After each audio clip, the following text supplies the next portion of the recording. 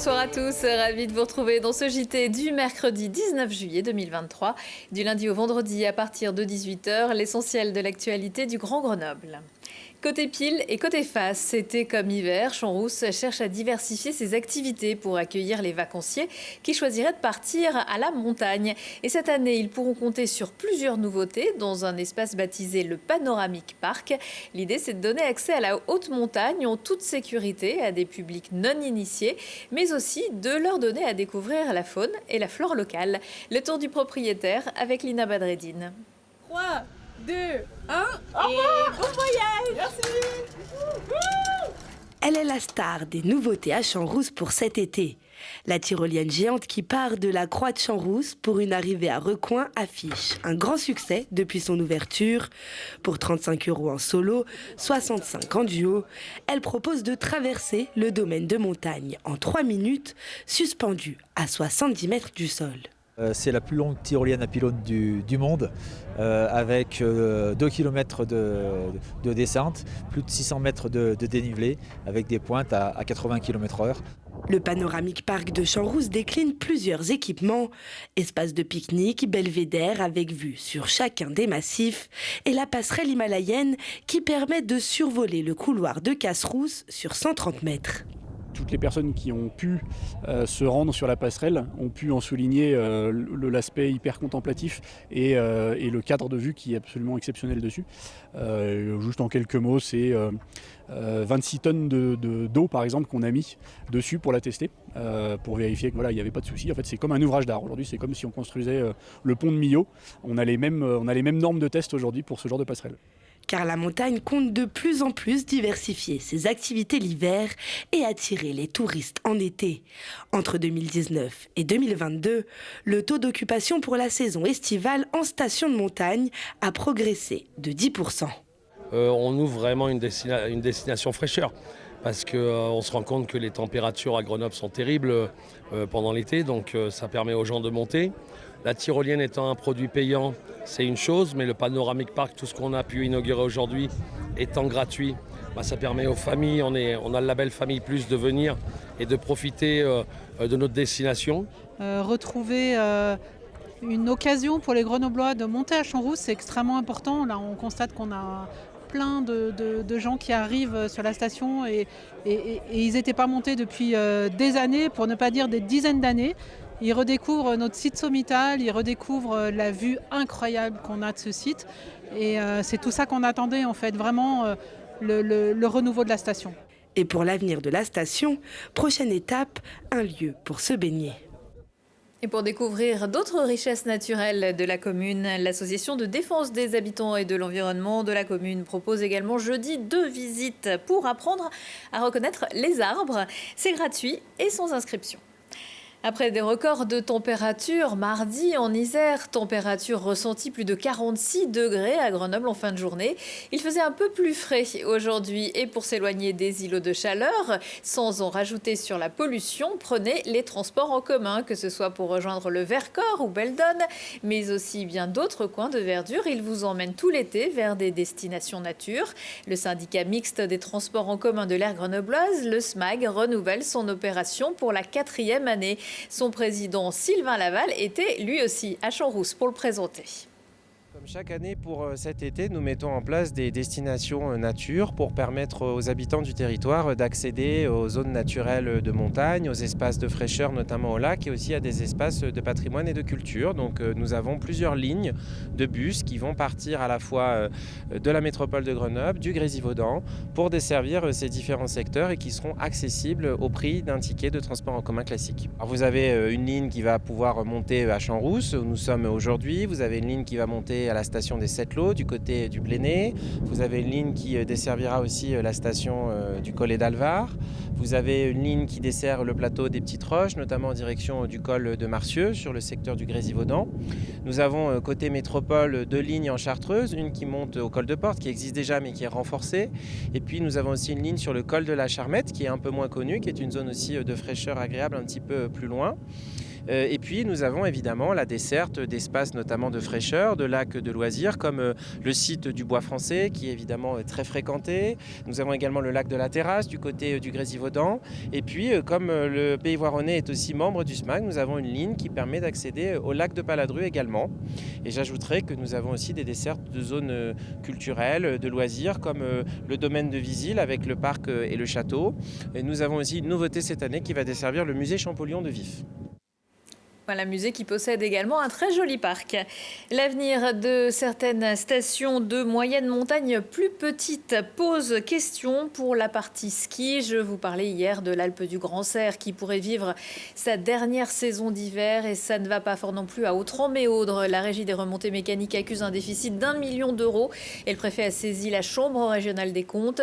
Pour diviser par 2 la note, il a été décidé de n'ouvrir que partiellement le domaine l'hiver prochain. À Méaudre, 2 téléskis et 2 télésièges seront ouverts, mais seulement pendant les vacances et les week-ends de janvier. Les pistes noires resteront fermées. À Autran, le télésiège et 2 téléskis devraient pouvoir ouvrir, mais jusqu'au 7 mars seulement.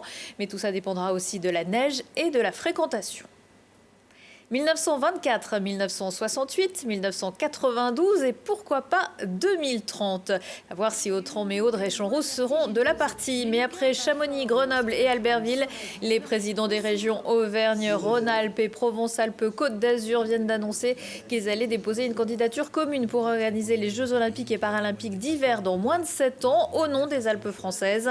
Un pari en concertation avec le Comité national olympique sportif français et l'État. Laurent Wauquiez et Renaud Muselier promettent des JO à taille humaine dans une logique de respect de l'environnement, de sobriété et de valorisation qui prendront en compte les enjeux liés à la préservation de la biodiversité et à l'accélération du réchauffement climatique. La réponse du CIO est attendue pour 2024. La montagne, ils la pratiquent, eux, en courant. Les premiers concurrents de l'UT4M 2023 s'élanceront jeudi matin. Pour sa 11e édition, l'épreuve compte 12 courses au total. La plus facile, entre guillemets, le 20 km, Vercors, Taillefer, Beldon ou Chartreuse. Puis le 40 km sur les mêmes massifs. Et après, on ne rigole plus, le 80 km Challenge, 20 km chaque jour et dodo à la maison.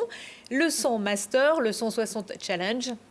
Et le 160 extrême avec ses 173,8 km et ses 11 500 mètres de dénivelé positif. Et pour les plus rapides, une arrivée prévue dimanche vers 1h30 du matin, place Victor Hugo à Grenoble.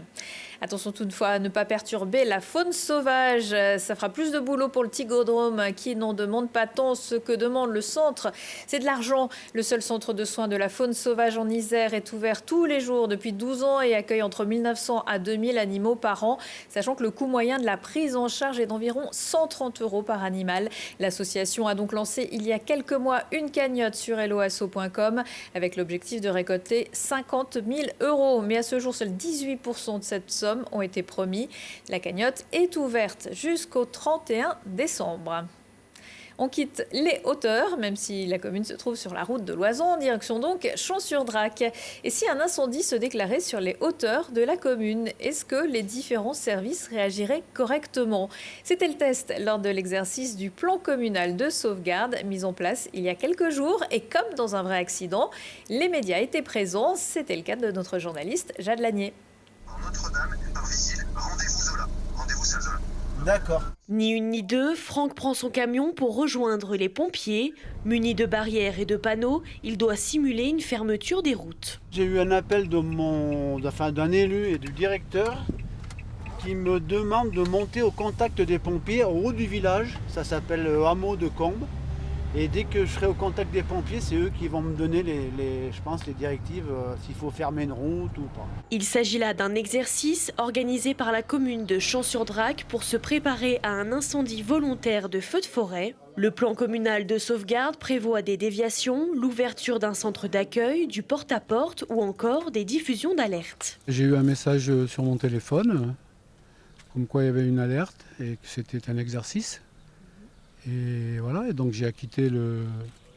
On m'a dit d'appuyer sur la touche 5, donc j'ai appuyé. J'ai pas reçu d'appel ni texto. J'ai juste vu le panneau publicitaire qu'il y a derrière, panneau d'information, quand je balade mon chien. Élus, agents municipaux, sécurité civile, services de l'État, pompiers, gendarmerie et secouristes de l'Isère, Tous ont découvert le scénario le jour J. On se rend bien compte que de coordonner des exercices comme ça sur un temps très court, c'est une vraie difficulté dans le sens où les événements se succèdent aux événements et à peine on a pris une décision qu'il y a une évolution qui fait qu'on modifie certaines décisions. L'évolution du feu, oui, on évacuerait les villages, mais ça ne se ferait pas dans le quart d'heure après le début de la découverte de l'incendie.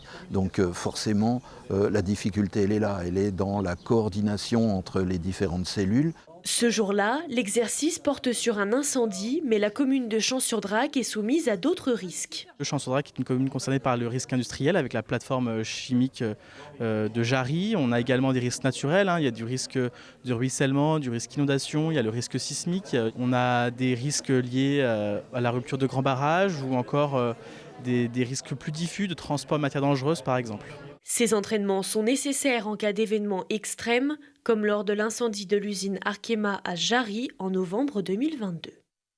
Et puis, si depuis avant-hier vous roulez au ralenti pour rentrer sur Grenoble en direction du Grésivaudan, il y a une bonne raison. La chaussée est rétrécie pour permettre un chantier sur le pont de la Porte de Savoie. Il s'agit de travaux de sécurisation des joints de chaussée et de la couche de roulement sur la chaussée qui est en train de se dégrader. Des travaux qui doivent durer jusqu'à fin août. Retour de l'actu dans 1 heure et en replay sur télégrenoble.net. On se quitte en musique avec le groupe Amazigh qui sera en concert gratuit et en plein air jeudi soir au Parc Condé à Grenoble. Excellente soirée à tous.